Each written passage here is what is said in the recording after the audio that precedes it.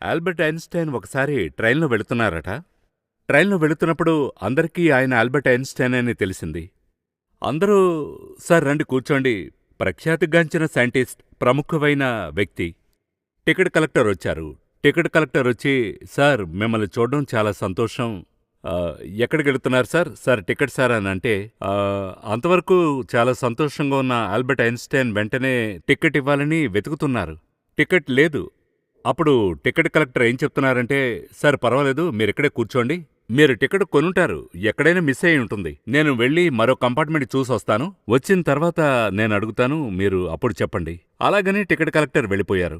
వెళ్ళిన తర్వాత ఒక 1 అవర్ తర్వాత తిరిగొచ్చారు. ఐన్‌స్టైన్ ఇంకా వెతుకుతూనే ఉన్నారు. కోటంతా విప్పేశారు. చాలా తత్తరపాట్లో ఉన్నారు. టికెట్ కలెక్టర్ చెప్పారు, "సార్ మీరే ఆల్బర్ట్ ఐన్‌స్టైన్. మీరు టికెట్ కొనుంటారు. సమస్య లేదు. కొత్తగా ఓ టికెట్ ఇస్తాను. ఫైనేమీ లేదు. నాకు తెలుసు మీరెవరని. ఎక్కడికి వెళుతున్నారో చెప్పండి చాలన్నారు."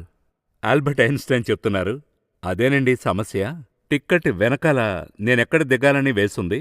ఇప్పుడు నేను ఎక్కడ దిగాలో తెలీదు" అని చెప్పారు. ఇప్పుడు పాయింటేంటంటే చాలామందికి ఎక్కడికి వెళ్లాలో కూడా తెలీదు. పరలోకం గురించి ఒక వ్యక్తి ఓ ప్రశ్న వేశాడు. పరలోకం అంటే ఏంటి?